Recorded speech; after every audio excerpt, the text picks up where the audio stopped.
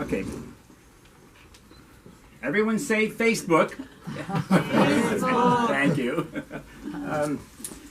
First of all, I got to say this is the second best aspect of writing. Real people in a real store instead of little squares on a monitor. Really, this is great. Did you say second best? Yes. What's the first best, Gary? Cashing royalty checks. Okay. I was the straight man. And all of you have, well, perhaps some of you have seen the interview show with the guy named Zach Galifianakis, who does Between Two Ferns. Well, here we are, around one philodendron. And we are now going to talk about Gary's book. And the first question is, what's it about, Gary? Truth and Beauty. What's it about? There is a 16-year-old exchange student from a pig farm in Slovakia of Romani extraction who moves for 4 months to upscale Lexington, Massachusetts as an exchange student under the aegis of global friendship. She will learn American ways, and the folks in Lexington, the kids in Lexington, will learn about Eastern Europe and her own Slovakia background. She is from, like I said, from a farm in Slovakia, so she comes with uncool clothes and Eastern European braids, and and the kids have a great time Americanizing her. They introduce her to hot dogs and backyard barbecues and Mexican food. They take her to a Pearl Jam concert. This is 20 years ago, by the way. And things are going well. And at a pizza party, one of the kids comes up to her and says, "Vadima, when you're not slaughtering pigs in Slovakia, what do you do for fun?" She says, "I read palms." Ooh, and then all the kids' hands go right in front of her. "Read my palm, read my palm. Well, I go to college where I won a scholarship." Everything is going well until she stops at one kid's hand and she freezes. And she bolts out of the room. And then dark stuff happens. A few weeks later, bad things start happening to the other kids and their families, and that's when the rumors begin to fly, rumors of evil. She's Romani. Isn't that gypsy? And didn't gypsies start the bubonic plague in olden times? And don't they pray to Satan and drink the blood of Christian babies? And aren't they really witches in disguise? And then on a Halloween night, she loved to sleep in the treehouse in the backyard of this Lexington home. She went there again. It was a sultry Halloween night. And the place mysteriously catches on fire and she is killed. And that connects to the opening scene in the novel when my two detectives in Cambridge, Massachusetts, are investigating a woman who's hanging from a tree in her backyard, but it looks staged. And as they go with their investigation in another murder, that connects to the story nearly 20 years ago of our Eastern European Slovakian girl who died in a fire. Yep. Okay, you can take your hands off your ears, Keith. Keith's afraid he's hearing too much plot. We won't give too much plot away beyond that. Don't worry. The two stories will intersect.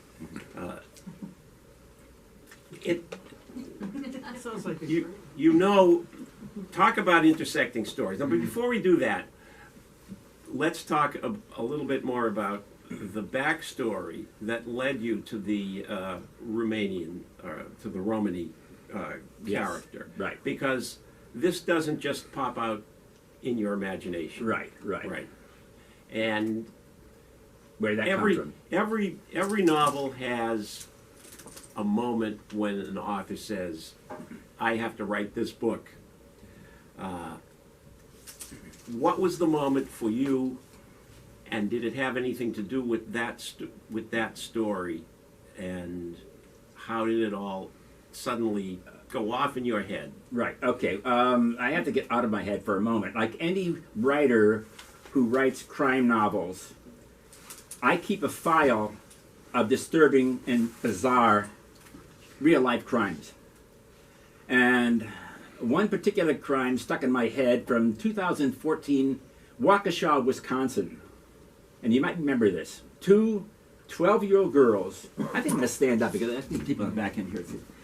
Two 12-year-old girls lured another 12-year-old girl into the woods where they stabbed her 19 times. I mean, this is bizarre. The excuse they gave, or the explanation they gave to the detectives was that they believed that an faceless internet cartoon character called Slender Man would kill their families if they did not sacrifice their girlfriend. And the girl who was stabbed 19 times survived. The two assailants are now in psychiatric institutions still. That got me interested in what drives children to commit such barbaric crimes, and that got me into some research on bullies and bullying. And the bully is usually, the profile of a bully, and I got a profile of a bully, is someone who's kind of an alpha kid who wants to show that he's powerful and superior to his peers. Are we on fire? There's a missing teenager. So it's an Amber Alert. Public safety alert. Is it nap time? Okay. They usually... Well, actually, this could be another novel. What? Police looking for assistance in Needham police looking for assistance in locating a missing teen girl. My next novel. That's what I just So the bully usually picks on an outsider, and an outsider who is different. Someone who maybe is overweight or underweight or walks with a limp or has strange behavior problems. So that gave me the idea. I have a profile of bullies, and that is in the backstory, and I have a profile of the bullied. And so what I did was take an outsider from Slovakia of Romani extraction. She's different from all the other kids, and that they began to turn against her. And one of the things that bullies do is ostracize their victim. And so in the ostracization of Vadima and rejecting her, and then all the derogatory, nasty myths about Romani people lead her to die in a conflagration, which it relates to what happened 30 miles from here in Salem, Massachusetts in 1692. So they brought that in, and also the contemporary notion of distrust and mistrust of migrants, of outsiders, foreigners. So those all conflated to give me the idea of the story. But that really was from the Slender Man crime. And you were drawing on an important concept in not just in popular fiction and storytelling, but in all of literature.